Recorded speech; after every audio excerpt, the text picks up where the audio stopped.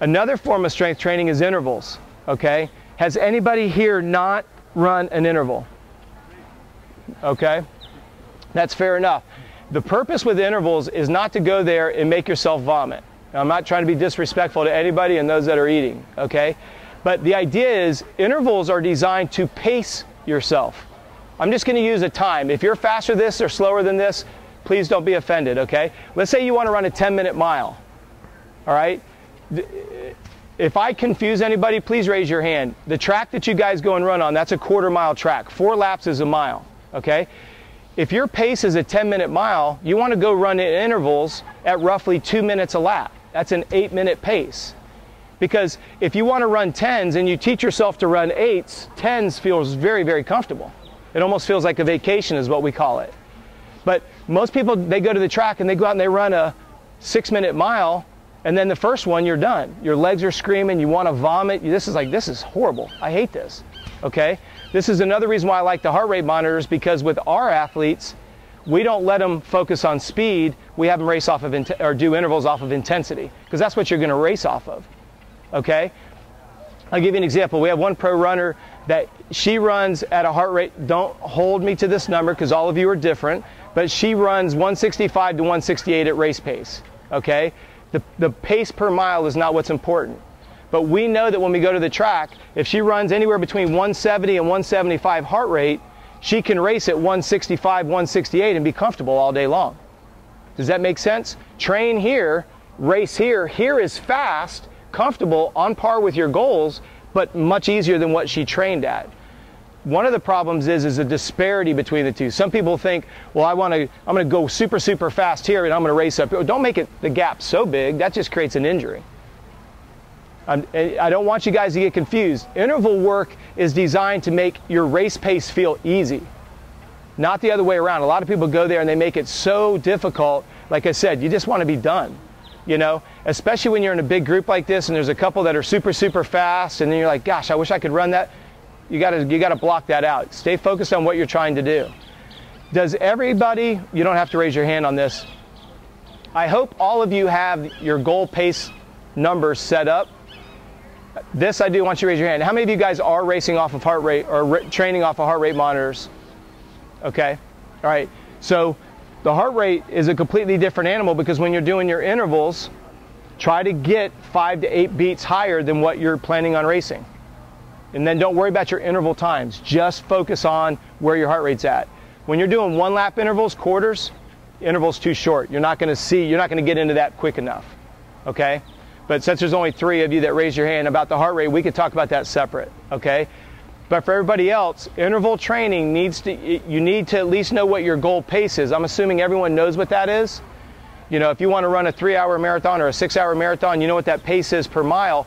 Break that down and take that to the track and then pace yourself off of that. As a general rule of thumb, try to run 10 seconds faster per quarter.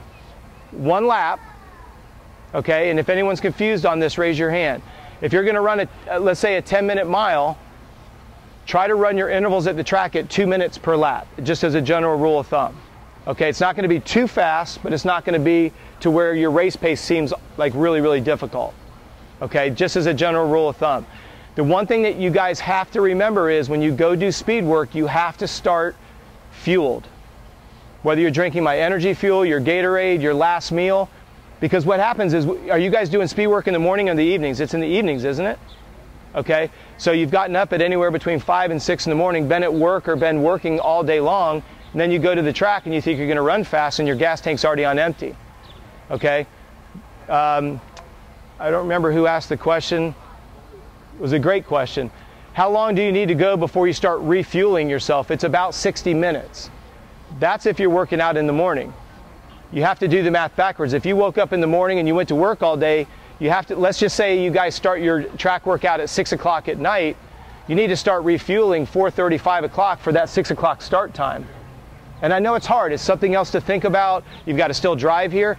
But what we've seen with all of our clients is they go to a high, that was what we consider a high quality workout, track workout, hill repeats, and they're already on empty before you even start.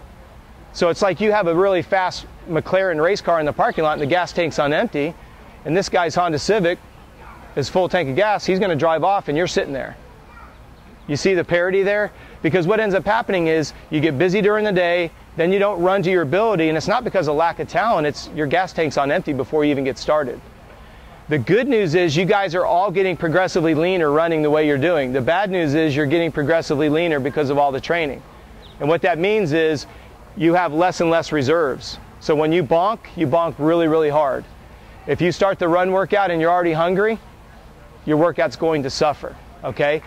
One of the things that I want you to think about is, and this is kind of, there's nothing sexy about talking about this, when you guys get home from doing your speed work, if your urine is extremely yellow, if it has a real pungent smell to it, that's breaking down of muscle tissue. You just ate yourself alive from the inside out because you didn't have enough calories. So you're out there trying to get stronger and faster, but you literally just undermined your own efforts. That's how sensitive food can be, okay? Whether, like I said, whether it's energy fuel or whether it's real food, okay? Energy fuel is a little bit easier to consume because you can just drink it. I can't emphasize that enough. And I'm not asking you to stick your head in the toilet after you're done. You'll see it, you'll smell it. It's pretty strong, okay? You've got to look at your calories going in. Otherwise, don't even go do your speed work because you're eating yourself alive. What you're smelling is the ammonia that's being released from breaking down the muscle tissue, okay? If you're taking a B vitamin, B as in boy, that will taint your urine color a little bit. Unless that's the case, if your urine is dark, you just ate your muscles up. And so for all the work that you're out here trying to get stronger, I'd hate to see that disappear down the toilet just because you didn't eat, okay?